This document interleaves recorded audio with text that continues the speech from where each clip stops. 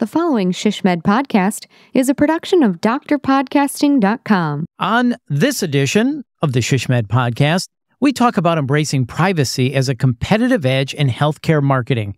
What's that you say? What am I talking about? Well, you've heard about the HHS guidelines that came out last December, right? And the HIPAA and data privacy concerns? No. Well, it's going to affect everyone in the hospital healthcare marketing space. And we've got just the person to talk to, Mina from Freshpaint. And we're going to talk about HIPAA and data privacy and how that is now a priority for healthcare marketers. You have come to the right place. So let's not delay. Let's get into it. Right? No. This is the ShishMed podcast, rapid insights for healthcare strategy professionals in planning, business development, marketing, communications, and public relations. I'm your host, Bill Klaproth. In this episode, we talk with Mina, head of marketing at Freshpaint. This episode also brought to you by Freshpaint. Freshpaint provides the data governance, monitoring, and routing tools that allow healthcare marketers to maintain HIPAA compliance while unlocking high-performance marketing. It is a must-hear episode. Ray, welcome to the ShishMed podcast. Hey, Bill. Thanks for having me on today. Yeah, you've got to be a busy man lately with all of this HIPAA compliance stuff going on. We're a busy company right now. Yeah, there's definitely, you started off with the right comment.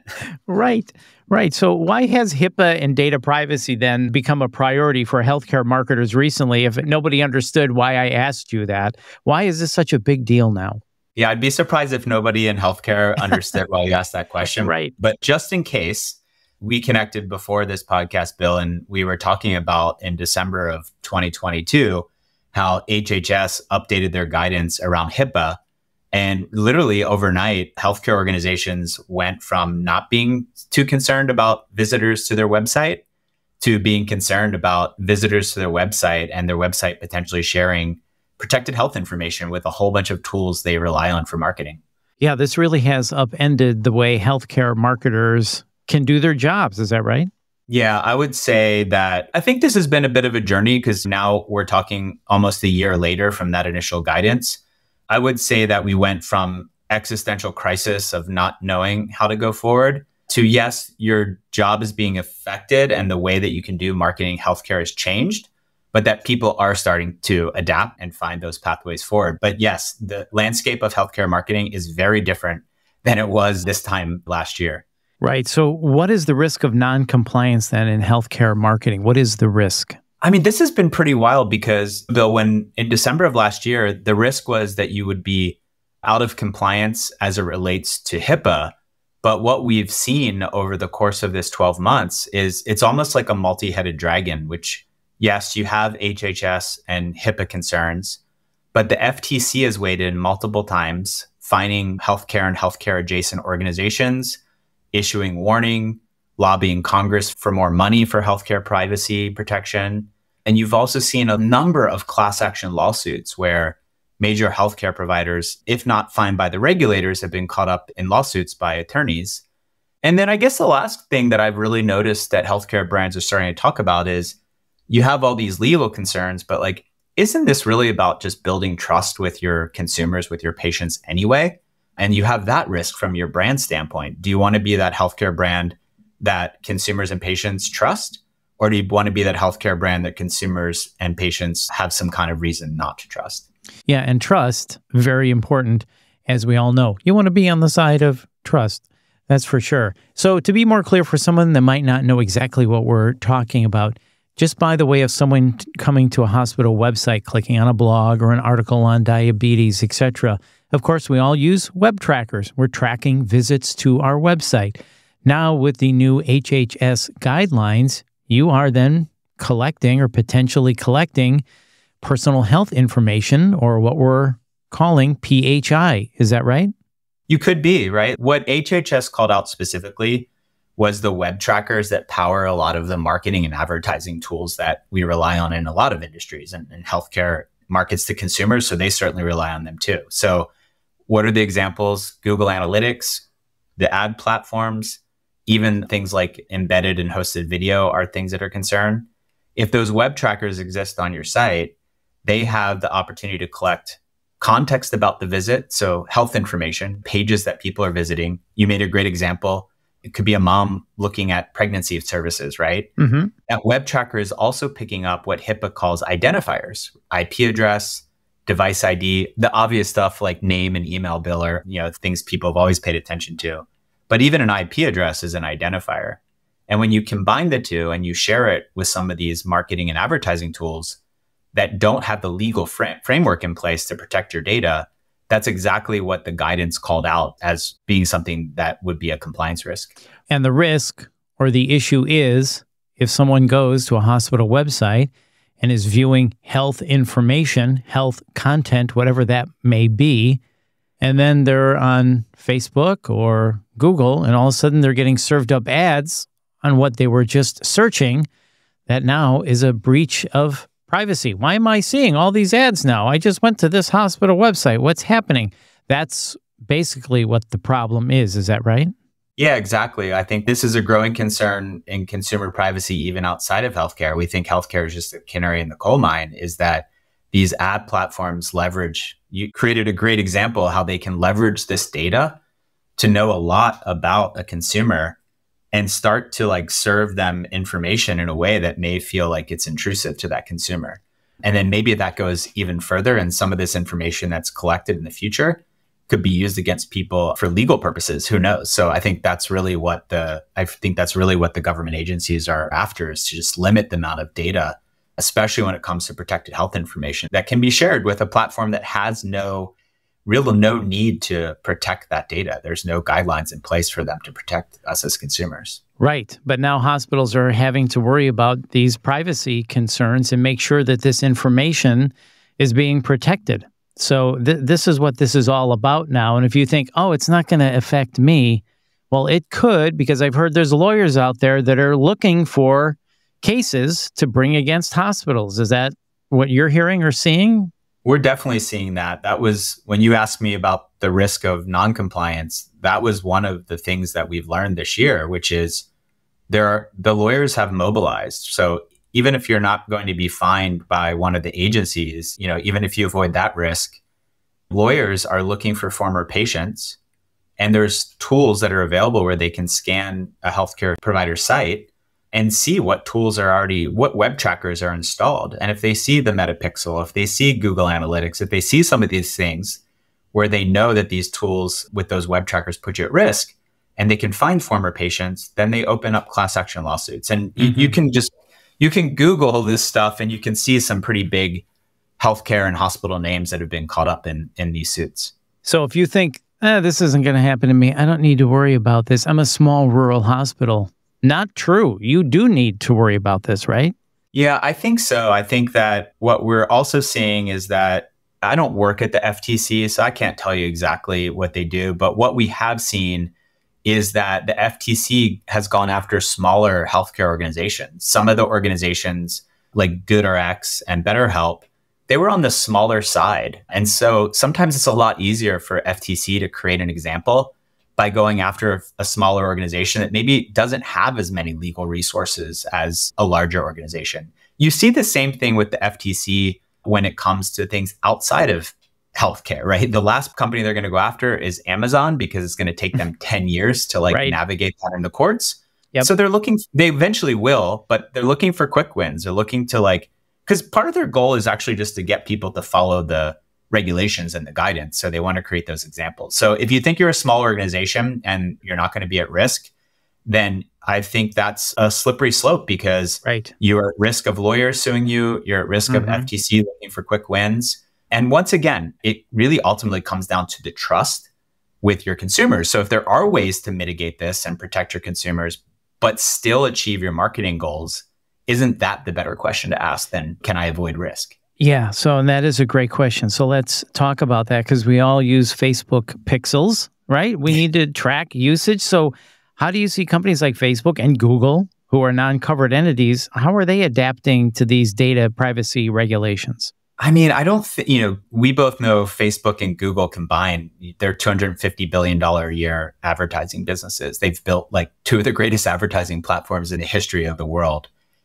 It's all predicated on having a rich data set about each of us as a consumer. because then it informs future targeting. And hey, I'm a marketer that's used all those tools for multiple startups, and they're very effective if you can target properly. And that targeting requires data. And so these platforms have no vested interest in signaling to the world that they're willing to throttle the collection of data. And so when this guidance first changed, a lot of people thought, surely like Google or Facebook will sign BAAs and put the legal framework in place to make these tools safe. But signing a BAA would say that they're willing to like protect consumer information and limit the use of that consumer information, which goes in the face of their $250 billion and growing advertising business. So our position, we think that, and many people in the industry think that Google and Facebook are not going to make any changes and are not going to be HIPAA compliant ever, or unless they're like eventually forced to in the courts, which as you and I know can take years, if not a decade. Right.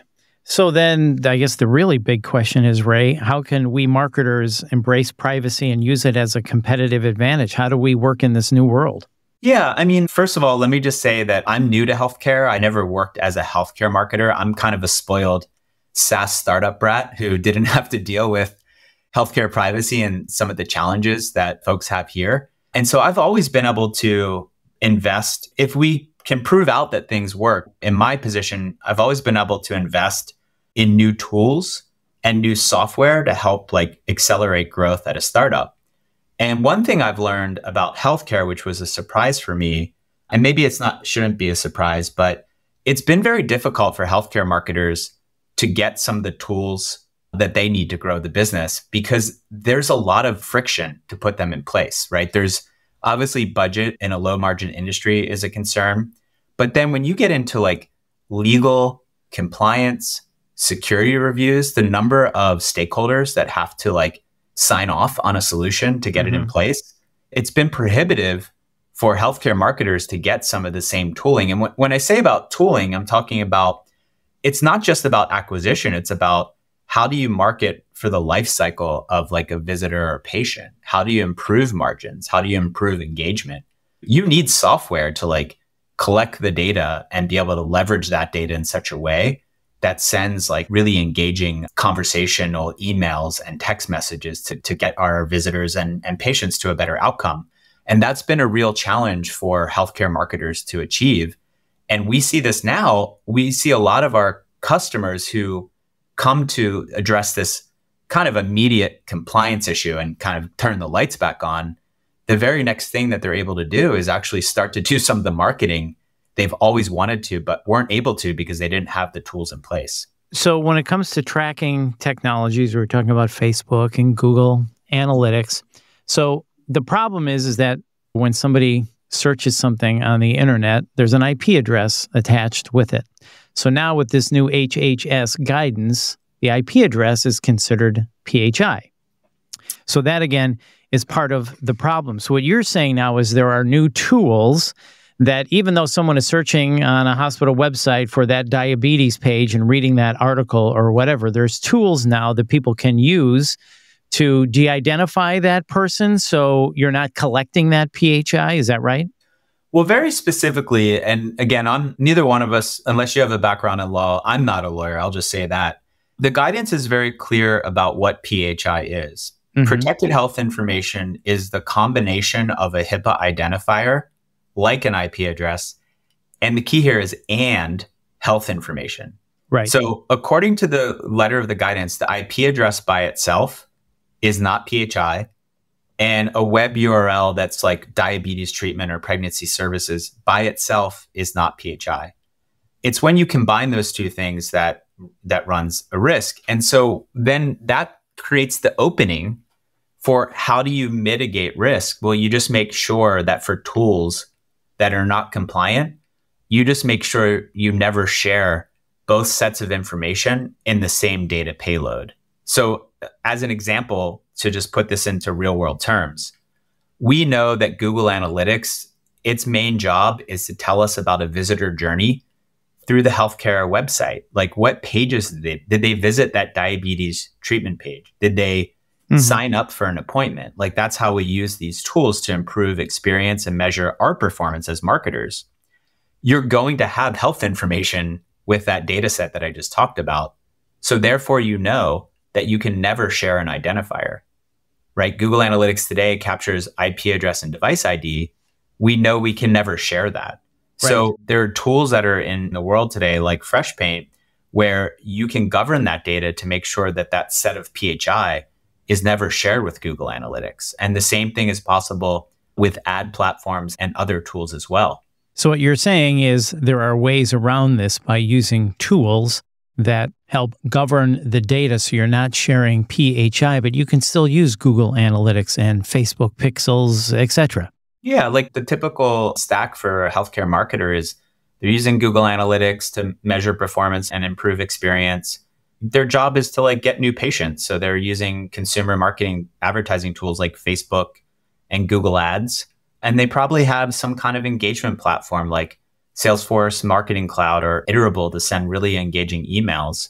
You need some way now to replace all those native trackers that power those tools with something that can collect the data safely and then govern that data in a way that makes sure those tools never get PHI, or make sure that PHI is only shared to tools where like a legal framework like a BAA actually exists. You need something that sits in the middle to basically control this flow of data across your tech stack.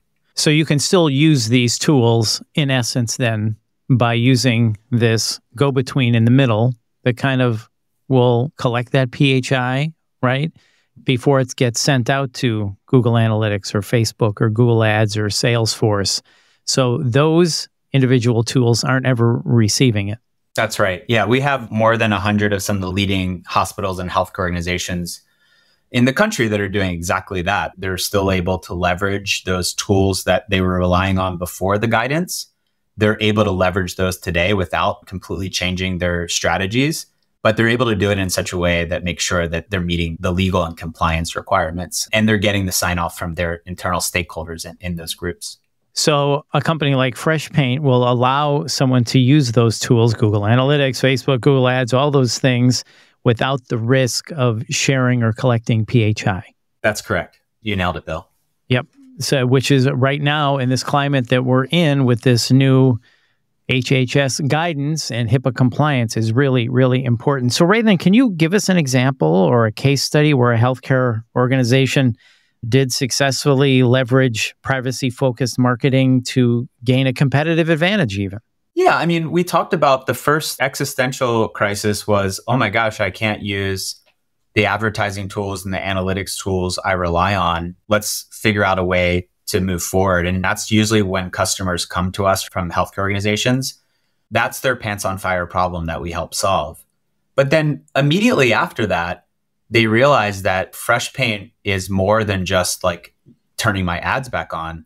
It's a healthcare privacy platform that can help basically address a whole bunch of use cases I have. So I'll give you an example. Like, it's really straightforward if your conversion that you're aiming for just happens on your website, right? Like a scheduled appointment. That's fairly easy to track. But what if the actual conversion that you care about is the birth of a baby like 9 months later? That conversion probably happens in your EHR, which is in a post-auth environment. Like healthcare organizations, most of them have never been able to track that back to the original acquisition. So what if you could? What if you could actually track that in a safe way and actually go to your CFO with true patient acquisition costs? Healthcare marketers tell us that that's like the holy grail.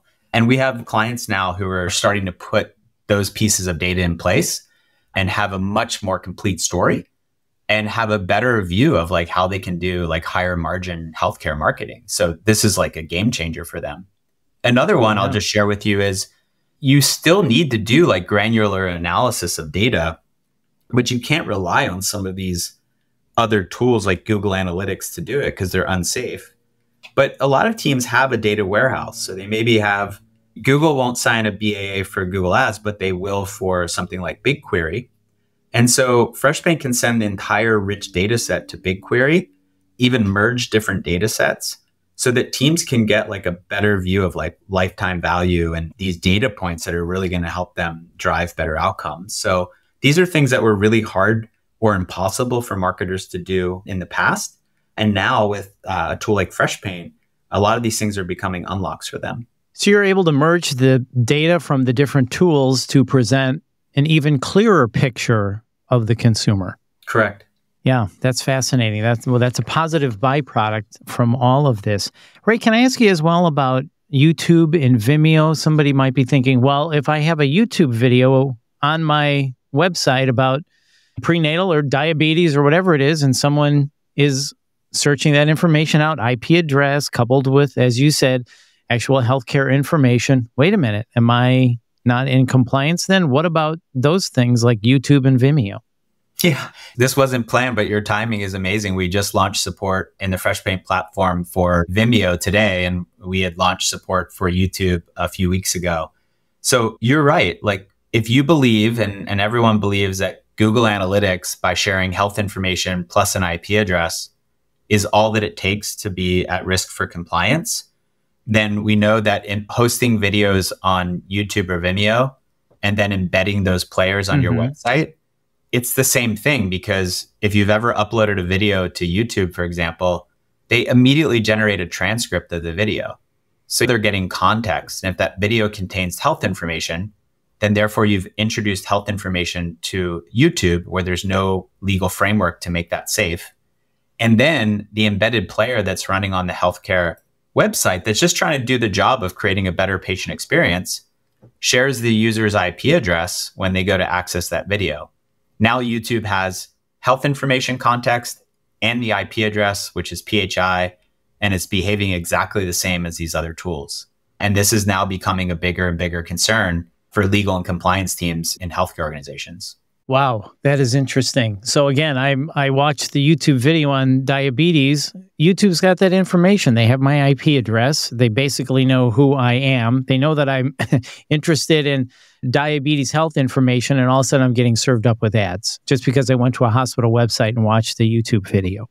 Even if you never get served up with ads, the guidance is like sharing that information is the issue. And so even if YouTube and Google never use that data for anything else, the guidance specifically calls out, you just can't share it. You can't share it at all. And by you hosting it on YouTube and then embedding that player on your website and your healthcare website, yeah, you just by sharing that information, you run the risk of running afoul of the regulators. Yeah. So because YouTube and Vimeo, and like you said earlier, Google and Facebook, they're not going to sign a BAA or a business associate agreement, right? That's right. They don't today, and we don't see a world, or there's not really a financial reason for them to do it. So the thing is, a company like yours, that's the difference. You will work with an individual hospital and sign a BAA. So can you explain to us exactly what a BAA does?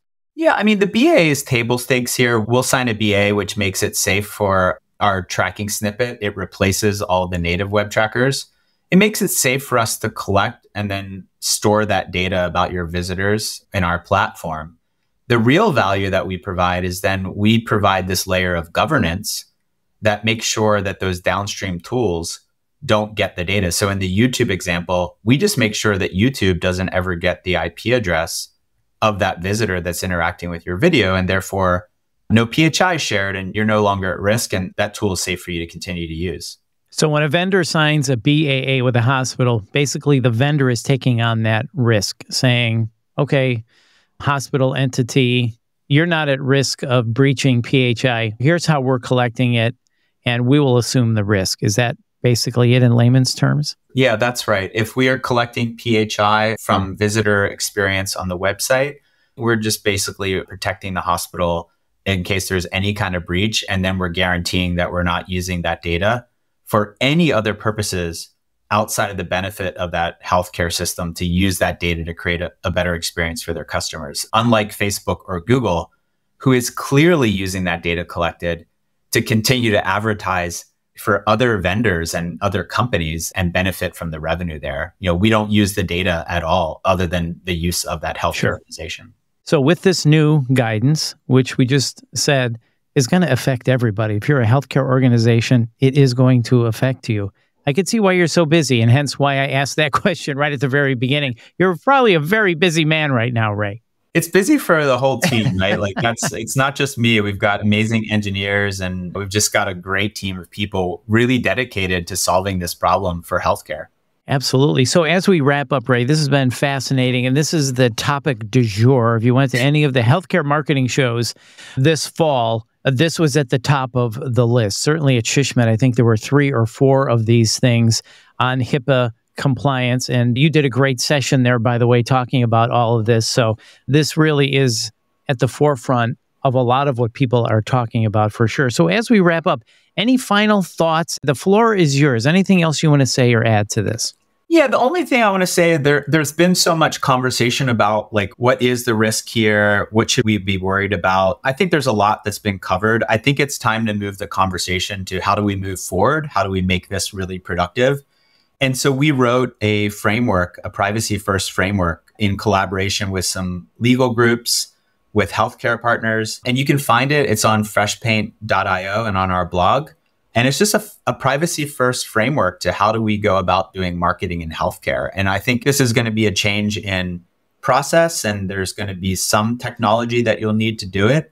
But the good news is there are ways to move forward, and we're seeing even bigger downstream advantages for people who do.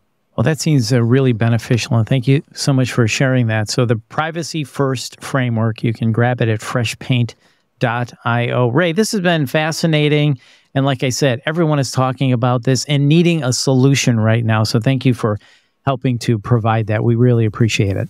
Yeah, thanks for having me, Bill. It's great chatting with you today. And once again, that's Ray Mina from Freshpaint, and we thank them for sponsoring today's episode. You can visit them at freshpaint.io, freshpaint.io to learn more about their services. And please join us for SHSMD Connections 2024 coming up this October in Denver, Colorado. And if you found this podcast helpful, and how could you not, please share it on all of your social channels. And please hit the subscribe or follow button so you get every episode chock full of goodness. And to access our full podcast library for other topics of interest to you, please visit shsmed.org/podcasts. This has been a production of Dr. Podcasting, providing turnkey podcast solutions for over 130 hospitals. I'm Bill Klaproth. See ya.